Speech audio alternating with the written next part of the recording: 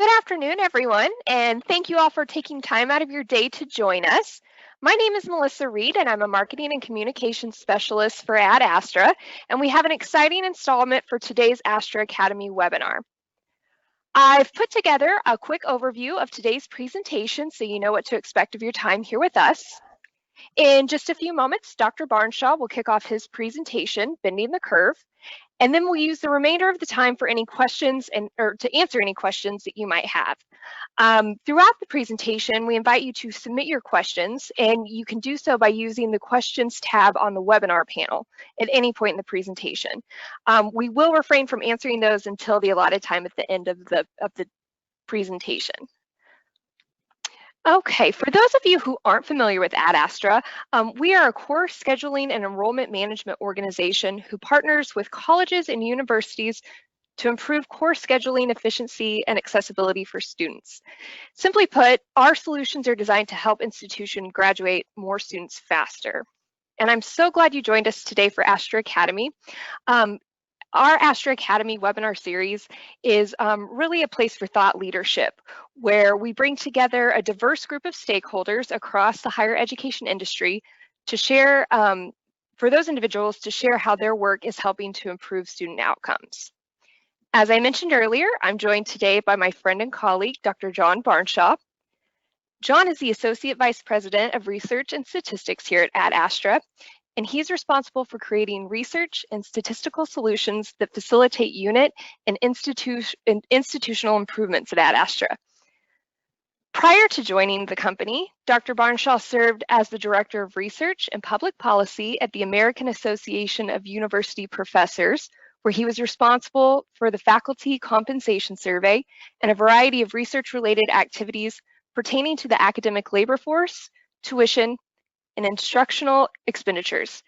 He also directed the National Study of Instructional Cost and Productivity, a longitudinal benchmarking study that explores faculty, teaching, separately budgeted research, and public service and expenditures at the discipline level for four-year institutions.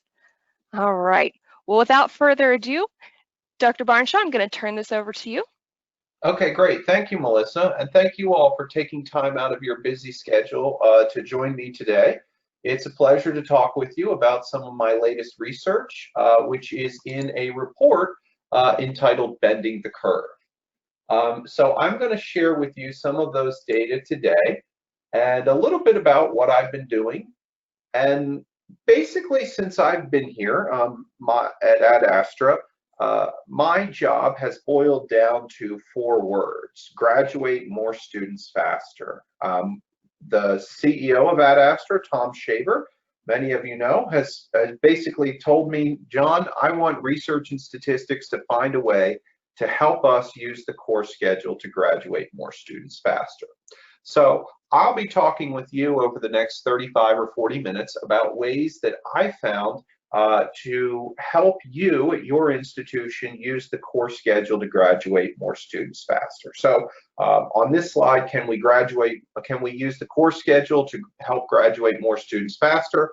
The answer is yes, and I will show you how to get there.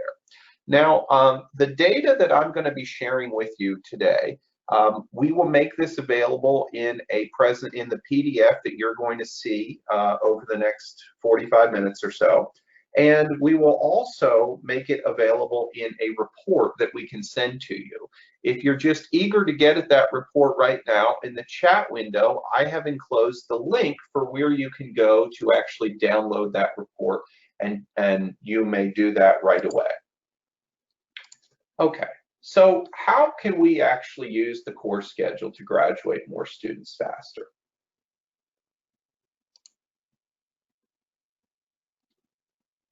Well, the first thing is, as a researcher, is it's always important to actually use data to help you make more informed decisions about graduating more students faster. So to do this, what I've done is I've used HESI data, which is the Higher Education Scheduling Index. That's a benchmarking study that I administer through Ad Astra and our course scheduling enrollment management organization. And I also have compared that with IPEDS, which is data from the federal government. It stands for the Integrated Post-Secondary Educational Data System. That data set has about 4,000 institutions, and you can think of that as more or less a population frame for higher education. This would include all Title IV eligible institutions that have first-time, full-time undergraduates, and are degree granting institutions. And so when you compare that to the Higher Education Scheduling Index, which I direct, there's about, it's a pretty good mix between the associates institutions. We have slightly more. If you look at doctoral institutions, we get, if you're about 3 times more likely to get a peer in our doctoral sample of the HESI than you would if you were to take a random sample in IPEDS. And it's slightly more if you're at a master's institution. For those baccalaureate institutions, those small private liberal arts colleges, we've got a ways to go in the HESI before we get caught up with the IPEDS frame. But at least you can kind of see the data that I'm going to be sharing with you about its similarities or differences to the overall higher education landscape. Now, one of the things that immediately came to mind when I first started looking at these data and analyzing them was that there were about a quarter of all class sections were overloaded. And what that means is that about 23% of all course offerings had more than 95% enrollment on the first day of enrollment of a semester.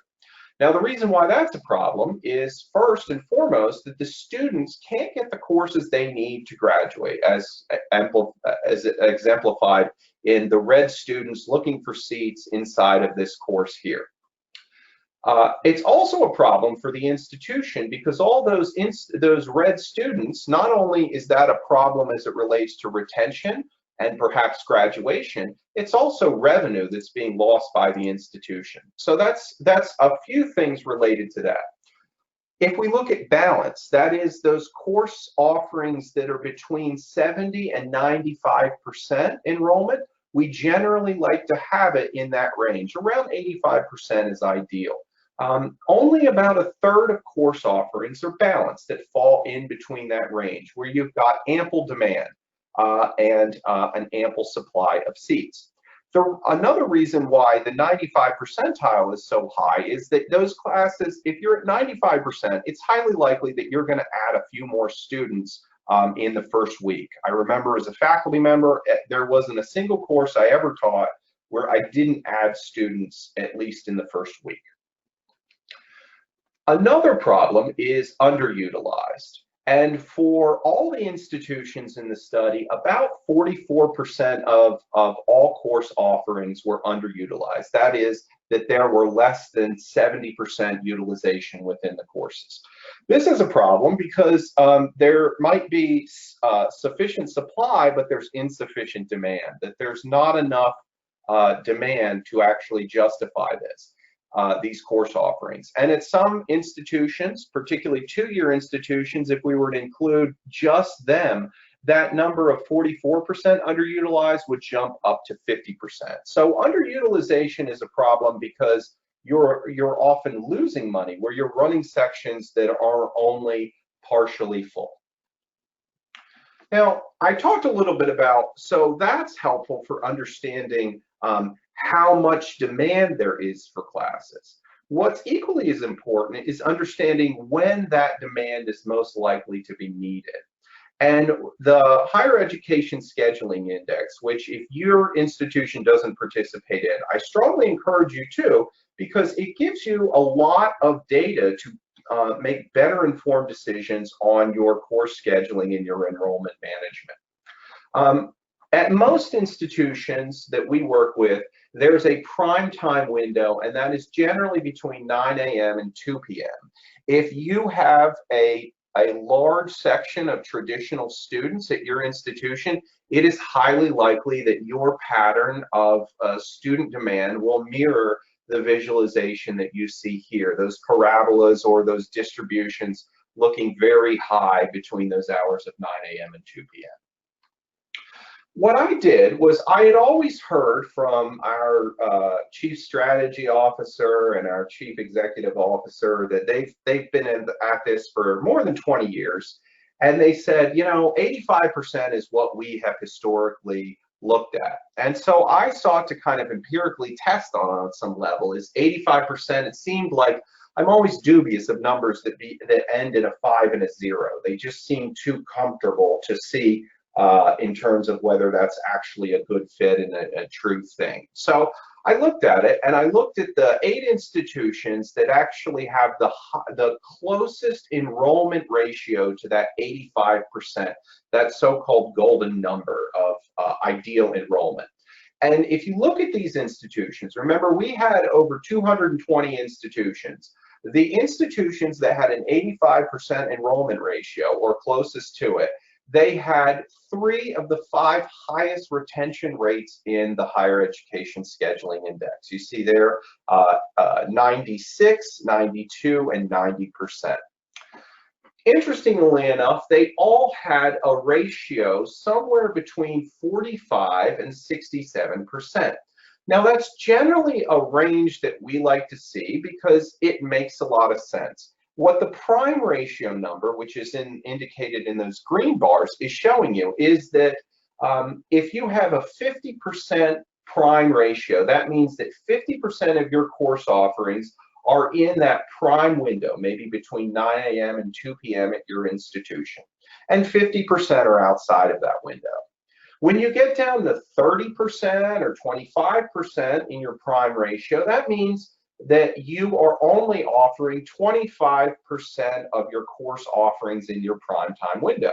Now, that can be a real problem for retention, time to completion, and it can also cost you a lot of money because the time in which your students are most likely to be on campus, you are only offering 25% of your offerings. So you want to have it somewhere between 45 and 67% depending on your institution.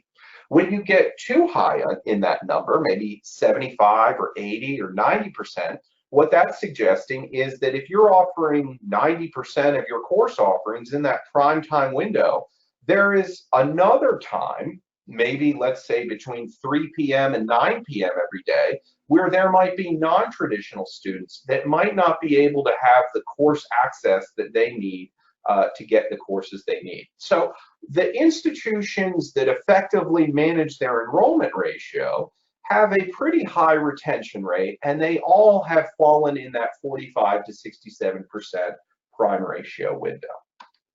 Now, you're saying, okay, so you've started to show me, Dr. Barnshaw, that there's some association there with retention. But what does that actually look like? How can we look at that more systematically? Well, if we look systematically at all of the data, I looked beforehand and on our webinar, it looks like that almost all of the institutions that are represented in this webinar have probably used the National Student Clearinghouse at some point in your institution's history. If we look at the most recent 5 years of data, we see that there, as a sector in higher education, we're not doing that great as it relates to improvement in retention year over year. You see, it's been largely flat with a year-over-year spike in 2011-12. A lot of students that were getting retrained from the Great Recession had gone back to college during this time, and so we probably saw a little bit of a different caliber of student than we normally see in higher education. But overall, it's safe to say we haven't seen a 1 3/4 or certainly a 2% increase year over year as a sector in higher education overall in the previous 5 years for which data are available. So what does actually improve retention? What helps an institution graduate and retain more students? Well, the first simple answer is getting a higher caliber student as measured on a standardized test can help you. What I did was I looked at IPEDS data, and in IPEDS, I blended that with the Higher Education Scheduling Index data. And what I found was that for institutions that have a 75th percentile are the students, the higher your average SAT math score, which is the most predictive component of the SAT, the higher your students' math scores, as measured by the SAT in terms of prior achievement, the higher your retention rate is. That is, that if students were at a 550 and they go to a 620, that 70% or 70-point increase is associated with about a 1% increase in your retention rate. And this seems to make sense, right? If you did well in math in high school, it's likely if you're taking a college algebra or a calculus class or even a class where reading might be essential and you have to solve kind of logic problems, then it's likely you might do better in college as well. Now, I noticed that there were several institutions in the webinar that actually that are two-year institutions. And so to you, you might be thinking, well, that's great. That for selective and highly selective institutions, they can perhaps get a better student and that will help them retain more students. At our institution, we're a two-year institution. We're open enrollment. So SAT is limited. We take what students are given to us. In that same model, that was my attempt to control for prior achievement and show you that there is an effect of actually having a more selective student. What's also unique is net of the effect of prior achievement of your students, there is still an effect of about a 0.5% increase in improving your retention rate by focusing on the course enrollment ratio. By focusing on your course enrollment, and in particular the enrollment ratio, as you increase your enrollment ratio, you can increase your retention rate net of the caliber of student you receive. Has about a 0.5%. Remember, we were talking before, year-over-year change is about a 0.1%. So a 0.5% is quite a large increase in terms of retention and how we can help that. How does specifically the enrollment ratio and more effectively managing that increase your likelihood to retain students? Well, if you more effectively manage your course schedule, then it provides a greater opportunity for students to get the courses that they need when they need them. And as a result of that, it enables more students to take credits during a semester. So if a student is locked out of classes because they're all filled and they have to take 12 credits rather than 15, that's slowing their time to completion, it's slowing their retention rate. And most of the data that if you've seen from the Community College Research Center, it seems to support these conclusions as well, that there is real momentum behind students who are able to take 15 credits a semester or 30 by the end of their first year. And what I found is no different from that. The second problem that I'd like to talk about is related to waste. As you can see from the visualization here, we have a traditional block schedule of Monday, Wednesday, Friday, and Tuesday, Thursday classes. The Monday, Wednesday classes generally meet on a pattern of 9 to 9:50, 10 to 10:50, and so on throughout the day. When a faculty member and a chair and a dean and a registrar approve a schedule, let's say between 9:30 and 10:20 on a Monday, Wednesday, Friday, as evidenced here, they are effectively creating 1 hour of waste in that schedule between 9 a.m. and 11 a.m. There's one course offering that a student can actually take during that window when it's 9:30 to 10:20, and as opposed to two if those schedules are on block between 9 to 9:50, 10 to 10:50. And what I found is that when you increase your waste in your schedule, whether it's the number of hours or the higher likelihood that you're creating off-grid waste, or when your schedule has more hours that are not utilized in an efficient manner, you decrease your graduation rate. Particularly among four-year institutions, particularly among less selective institutions, those master's institutions as opposed to all institutions. So as you increase the waste in your schedule, you decrease your graduation rate, and that's net of prior achievement. So if we look at enrollment ratio, the prime ratio, and off-grid utilization, all metrics found in the HESI, we can see some pretty important things. One, is that it can improve the amount of course offerings that you're taking. It can improve your utilization in prime time. It can increase the student credit hour production so students can actually get done quicker. If the goal is for students to have 60 or 120 credits, if you're taking 15 a semester rather than 12, you're essentially running more of the race one semester at a time.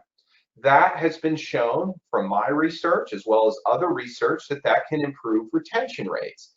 It decreases your time to completion, and it can decrease your instructional expenditure. As Melissa mentioned earlier, I directed a benchmarking study that looked directly at cost.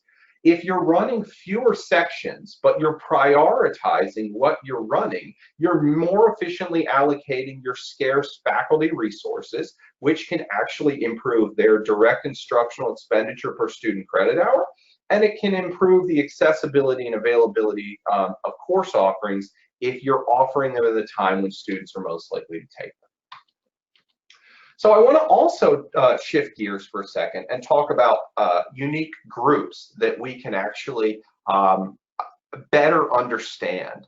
And one of the things that I've done over the last year or so is I've worked with several institutions to create customized research solutions. If you currently work with Ad Astra, this is something that I'd love to have a conversation with you about how maybe we can design some insights for you to help you more efficiently allocate your faculty resources as well as your facility resources in building a more efficient schedule.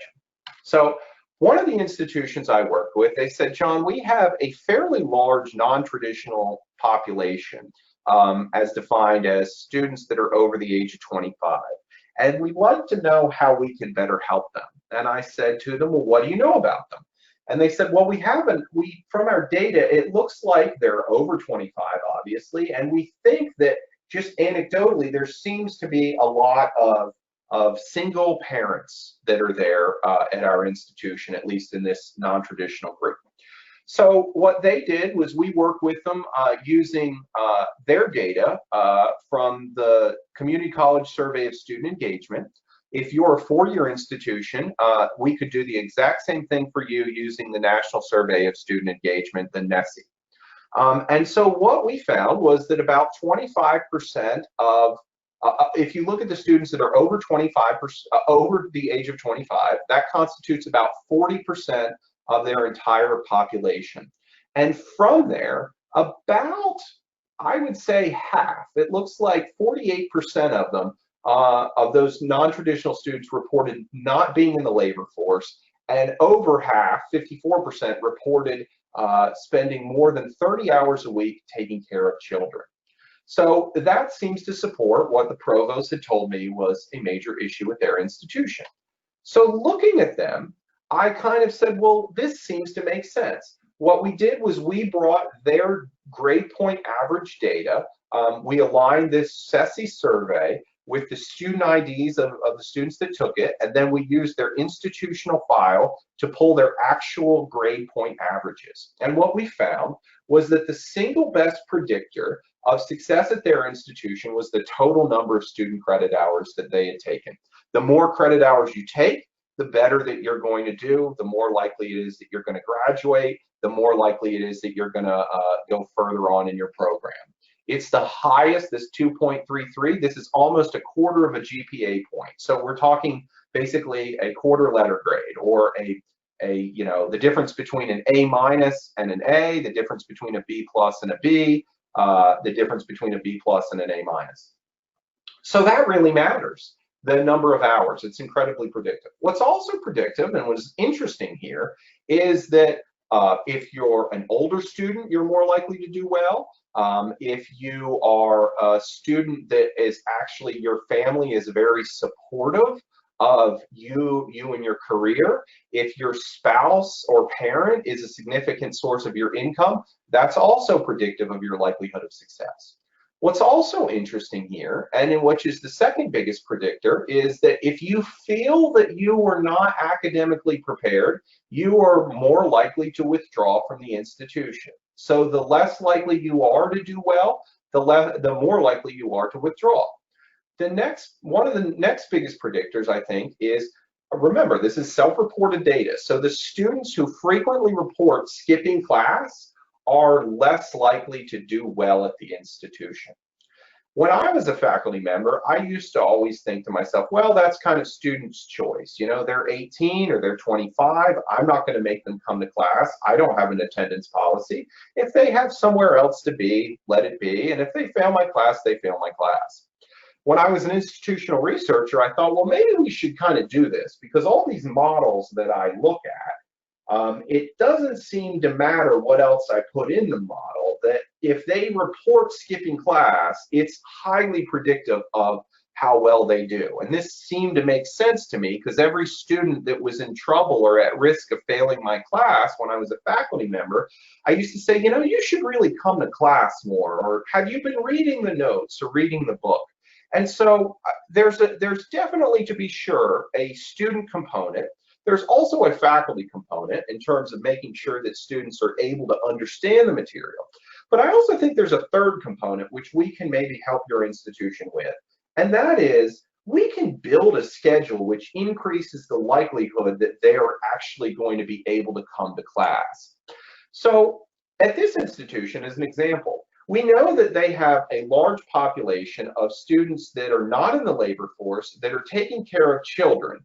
And if those children are in school between 8 a.m. and 2 p.m., why don't we build a schedule for mom or dad so that they can be in college between 9 a.m. and 2 p.m.? And that's what we work with this institution to do.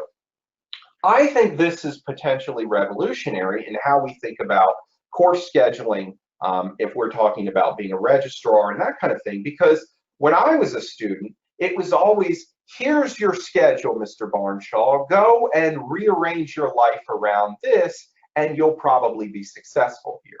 What we're suggesting is based on some very limited data that we're taking from our students, we can build a schedule around your life that seems to make sense to increase the likelihood that you might do well at our institution.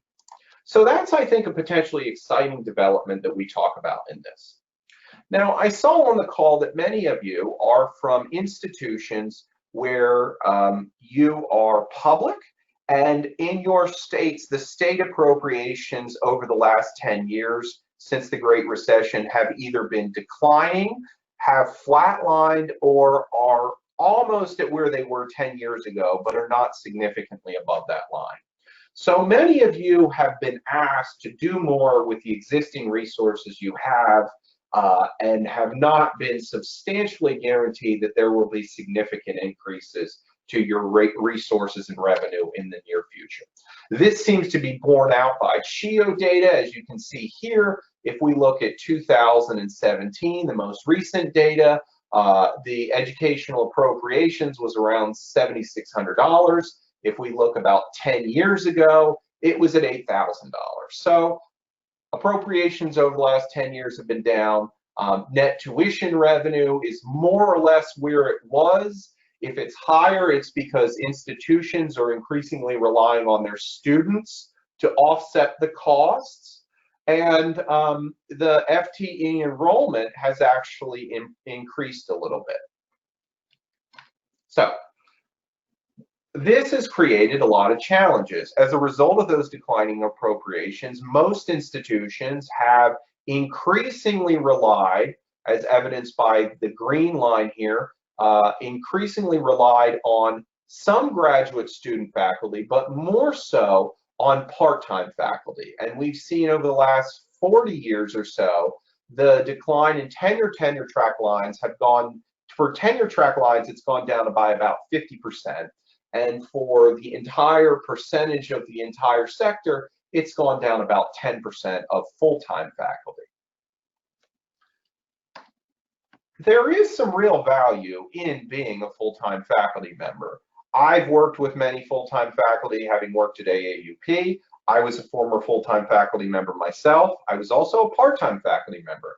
I know that despite my best efforts as a part-time faculty member, it was no substitute for actually having the time and the resources to dedicate full-time to my students and my academic pursuits.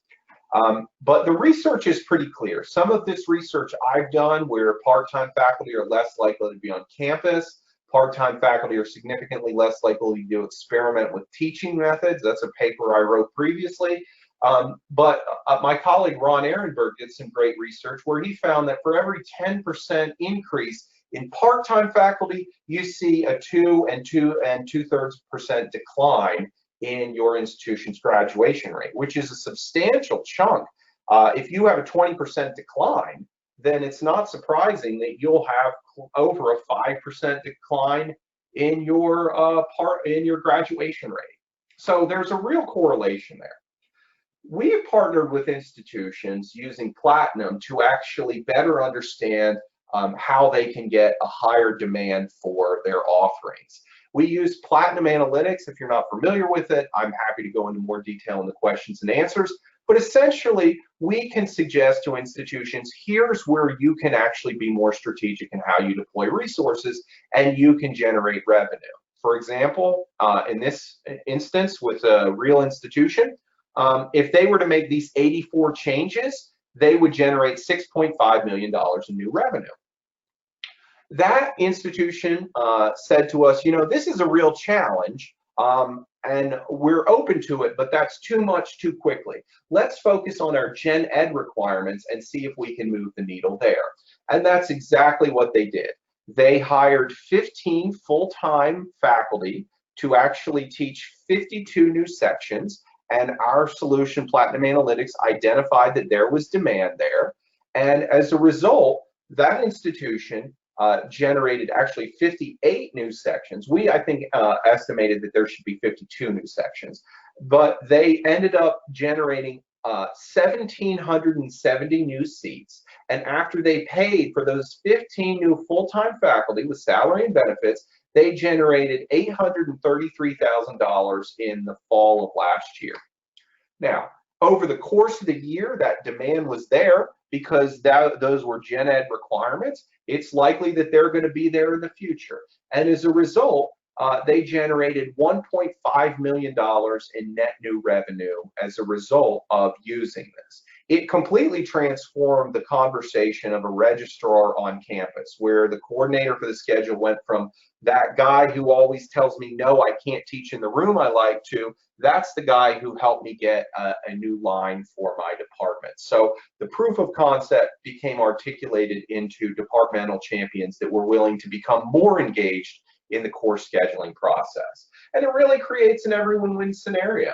It creates greater course accessibility for students. Those first-year students that are taking those gen ed classes, they don't have to wait till their senior year to get them. They can get them their first year, so they're on time to graduate. It increases the number of full-time faculty. It increases student credit hour production, so they can take those students who are taking gen ed, they're getting more communication.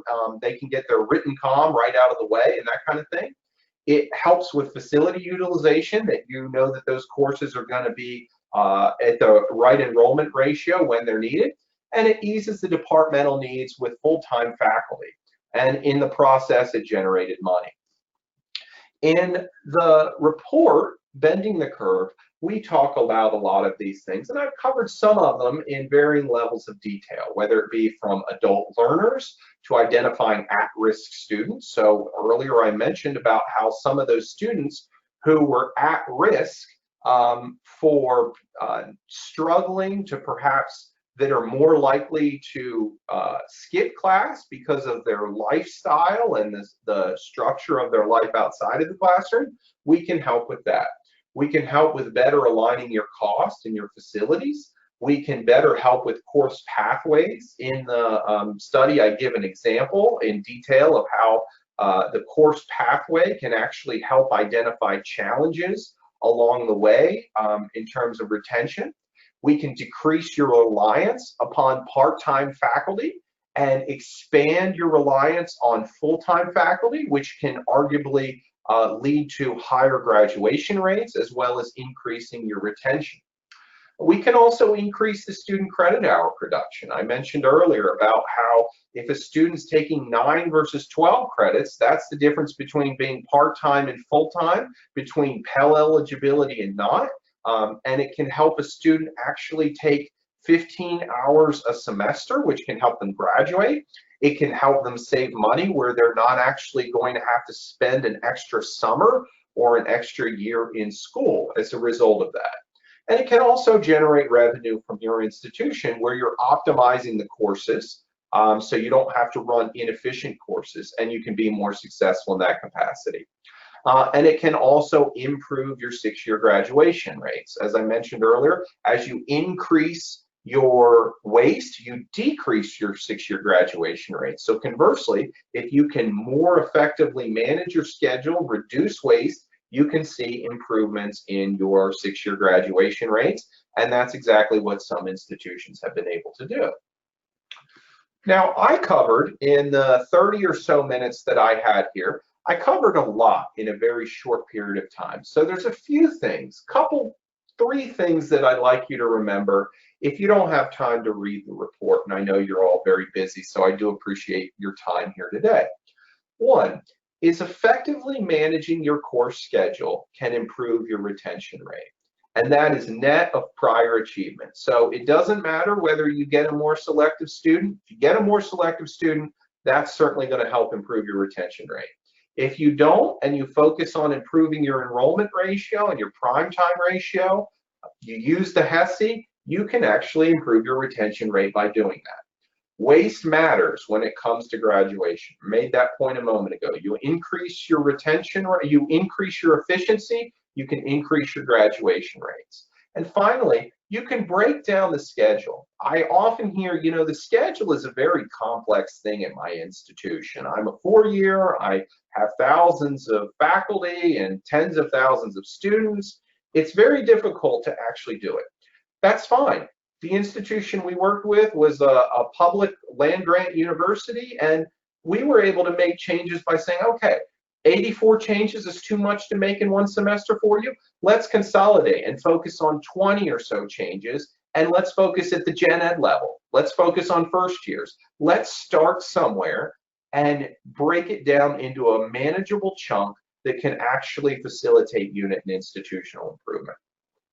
And I'll close before I go into some questions with one final point, and that is the institutions that I've worked with that positively impact their course schedule, positively impact their graduation rate, and they move faster than other institutions. And this is one of the key ways that's often overlooked in how you can facilitate unit and institutional improvement. Now, before I open up for questions, I did want to make sure that if you click this link or you go into the link in the chat window, you can start typing out your questions now. And Melissa and I will try to field as many as we can in the time that we have remaining. But that's one thing I wanted to mention with you, that please download the report, take a look at it. I go into more detail. I only have a little bit of time here today to share with these things, but I go into more detail about some of the things that you might need to know. Since there are people who might not have been on the webinar, that might be a good thing to download and to give to them and say, hey, thought you might be interested in this. I'm also writing a policy piece with Martha Cantor, the former Undersecretary of Education, and the College Promise campaign, talking about how we can use the course schedule to help institutions save money, which they can in turn pass along to reduce the cost of attendance to students, or that by having a more efficient schedule, it means that students don't have to stay an extra semester by taking classes in the summer school or the following fall semester. In a couple weeks, we have our own conference where I'll be presenting on some new data as well as these data from Bending the Curve. I hope you can attend Aspire. If not, then I'll be presenting next month in Phoenix at the NACUBO Integrating Analytics Forum, which is going to be a great conference. It's going to integrate business officers with people in IT, people who traditionally go to EDUCAUSE, and people who are in institutional research that traditionally go to AIR. So it's going to be a great opportunity, and if you're not planning on attending that conference, I think you should probably think about it if you've got money in your budget by the end of the year to visit us out in Phoenix to learn a little bit more.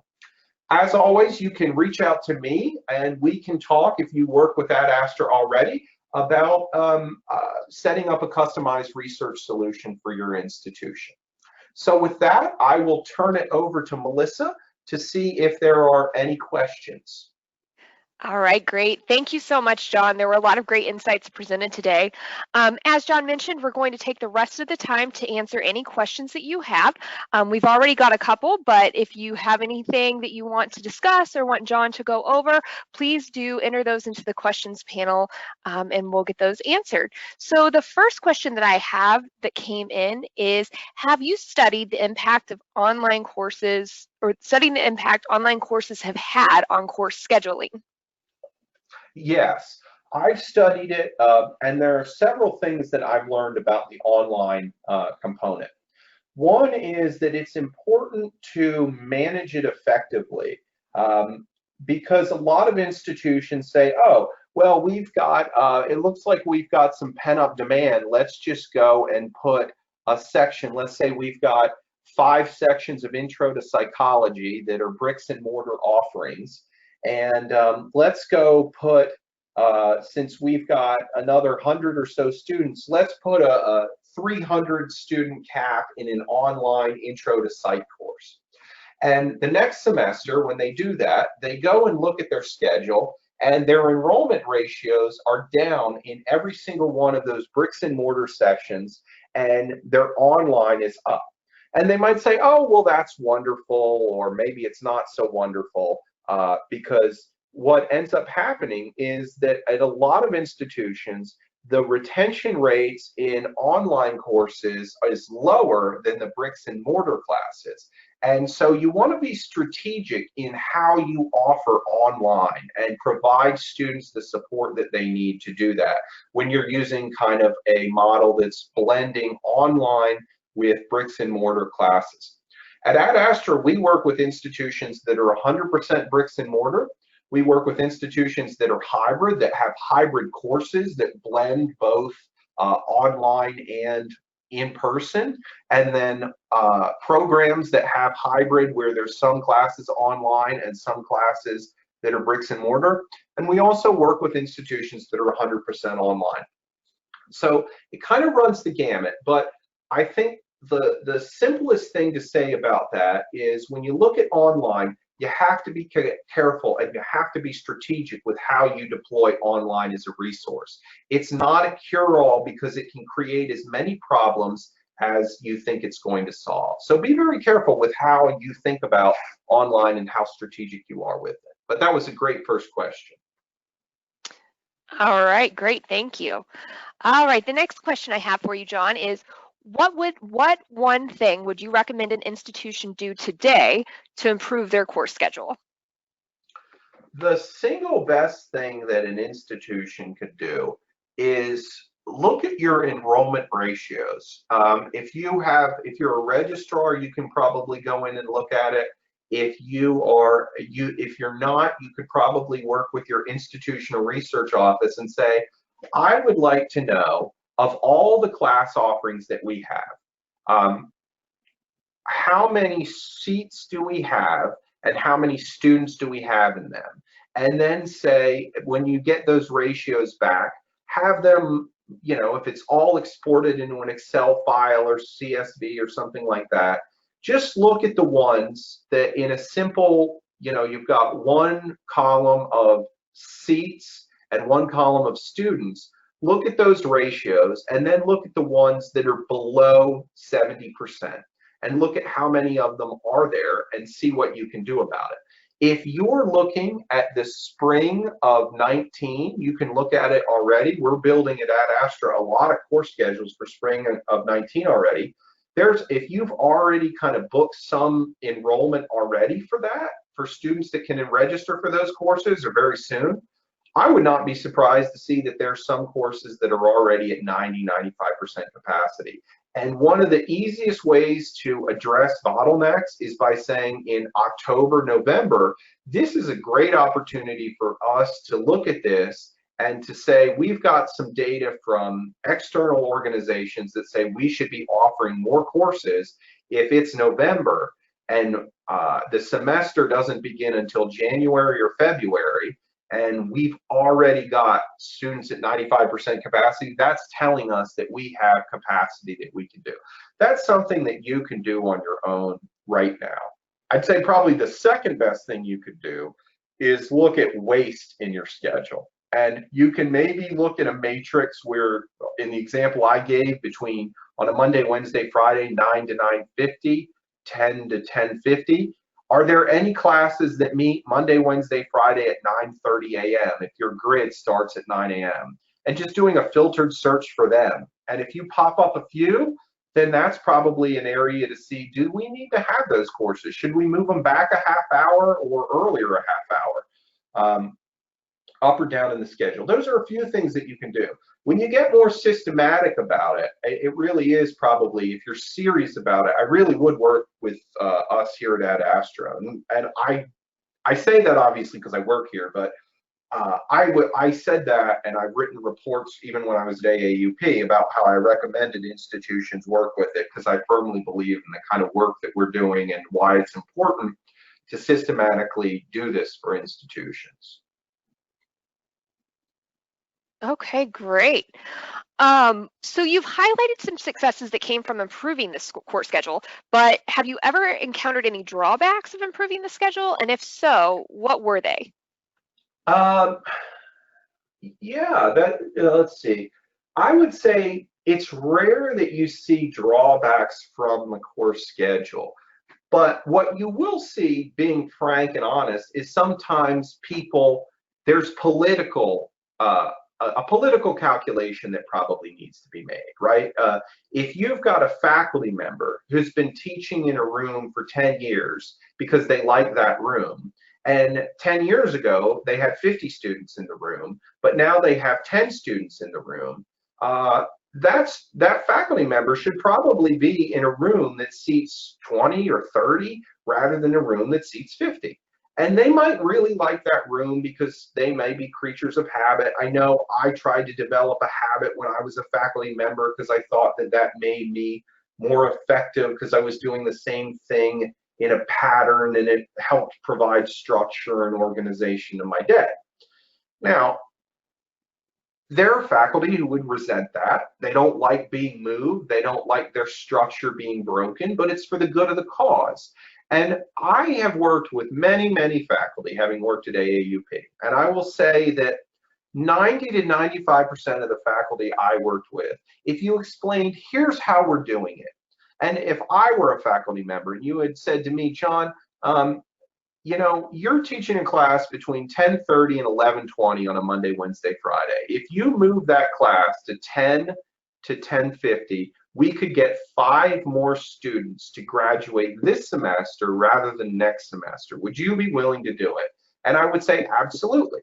But my chair would have to make the case to me, to show me that it's actually there. So if you can use data to show them that it's a case, then you can make change. I think a lot of institutions are reticent to actually get involved because they're not sure if they can make the change. And that's where I think you can run into some scheduling problems and that kind of thing. I think the original question was about, is there a time where you've seen some drawbacks? And the only drawbacks is where you show something, the data indicates you should do it, but then you do it, but you don't explain why you do it. And I think it's important to draw the connection, to build the stakeholders so that they understand, I'm moving your class out of this class because we need that class to help more students graduate on time or to retain more students this semester. And if you're willing to try to move to a class that seats 20, I think you'll like it there because we have all the same resources in that class. It's just explaining it to the faculty that there's some value to be had here for the institution. So I hope that answered that question. All right, great. And this question, I'm personally looking forward to your answer, John. What surprised you about this research? I would probably say the thing that surprised me the most about this research was actually the how, when I was going back and looking through some of the research related to that customized research solution, um, well, I guess now that I think about it, there's probably two things. When I was looking back through that customized research solution, I was surprised, although I shouldn't have been, I was surprised with how big an effect it was for the single parents that were not in the labor force, just the family support. If you were very supportive of that mom or that dad who was going back to school, that was the best predictor other than the number of student credit hours you took. Makes a lot of sense to me looking at it now, but when I said, well, I would have bet it was skipping class. It wasn't the case. They were all statistically significant, but that kind of showed me. And it kind of emphasized the whole point about if we work with our students and we understand where they are in the process, that can be helpful. The second thing I would say that probably surprised me here is in this example with this institution that we talk about in the report, I thought we'd be doing good if we could get 52 sections and about, I think it was 1,580 or something. I think that was the original estimate for these classes. We outperformed our own estimate here. So that surprised me a little in terms of our model, that they were able to actually teach more than we had actually thought they would. And as a result, they generated more student credit hours and got more students on track to graduate faster. So that surprised me, but in a good way. Yeah, absolutely. Okay, so with our next question, how can my institution participate in a customized research solution? Oh, wonderful. So if you're interested in doing that, you can send me an email right there to jbarnshaw@aais.com, and we can have a conversation about what kinds of things you're interested in. If the only criteria is that you have to be an existing Ad Astra client, and the second thing is that there's a reasonable expectation that you'll implement the change. So in the example that I gave here about the customized research solution, we said, hey, you should probably design a more effective course schedule for students that are adult learners that that between the hours of 9 a.m. and 2 p.m. And they say, okay, well, we don't know exactly what that's going to look like right now, but we're going to try to do that on some level. We're interested in doing that more. What we don't want to have is to do a customized research solution and you say, yeah, that's more or less what we thought. Thanks for doing that. We want that there's a reasonable expectation that if our insights bubble up something that you should do, that you should go out and do it. Doesn't have to be all the case. Sometimes it's, there's 5 things that we think based on these data that you could actually do. If you say, well, 1 and 2 are kind of a heavy lift, but let's definitely do 3. And I don't see why we couldn't do 5 this semester too. And maybe 4, we'll see how 3 and 5 work out and kind of go from there. So that's what I mean by a reasonable expectation of doing something. But what I like about the customized research solutions is it's an opportunity for me to listen to you. If there are things at your institution that you're interested in learning about, if you want to work on, if you think about our list we had here in this list, if you're interested in focusing on first-year retention or improving your 6-year graduation rates or your 4-year graduation rates or generating more money or an at-risk student population, I want to listen to you. I don't really have a preconceived notion of how things should work at your institution. So if you say we're kind of an oval peg and we don't want to be fit into a square hole or a round hole, then I will say that's great. Let's drill out an oval hole for you. Well, that's perfect. It's a great segue to my next question. What advice do you have for an institution that is not highly select and does not have a large adult learner population? Oh, yeah, great. So we can actually work with you on a customized research solution for you to see what that is. And remind me what that was again, Melissa. It was an institution that doesn't have a large adult learner population?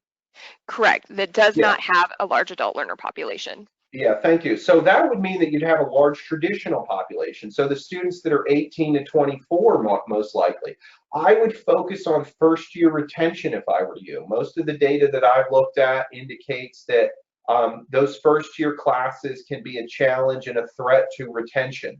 And I would particularly focus on English and math.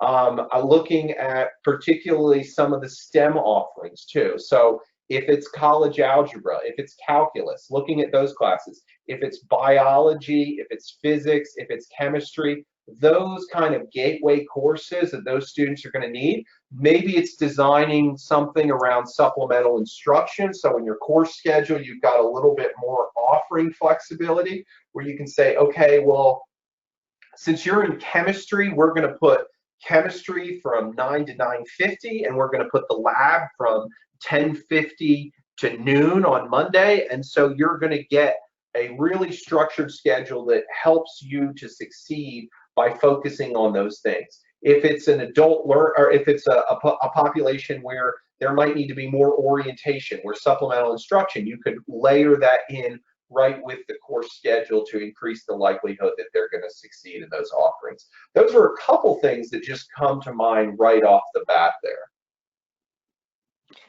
Okay, great. Well, we've got a little under 4 minutes left. So again, if you have any last minute questions, please feel free to get those entered into the question panel. I do have another question that came through. Would you be willing to talk to my institution about your research? Yes, absolutely. So if you can private message me, that would be great. Or otherwise, my email should be still up on the screen here. Just shoot me an email. I'm happy to do something similar to you, similar for you, whether it's give a presentation similar to this or just have a conversation with you and your colleagues at your institution. I'm happy to do that as well. So thank you very much for that opportunity to continue a conversation with you. All right, great. Thank you so much. Well, unless we have any questions that come here in the next couple of seconds or so, I think we're going to go ahead and call that a day, give you just a couple minutes of your afternoon back. But John, thank you so much for taking time out of your day to present this to us. And for everyone that dialed in today, thank you so much for your time. I hope you found this as informative as I did. And we hope that you'll join us again for our next Astra Academy webinar. Thanks so Yeah, much, thank you, everybody. Melissa, and thank you all for attending. Have a great rest of your day. You too, John. Thanks. Bye-bye.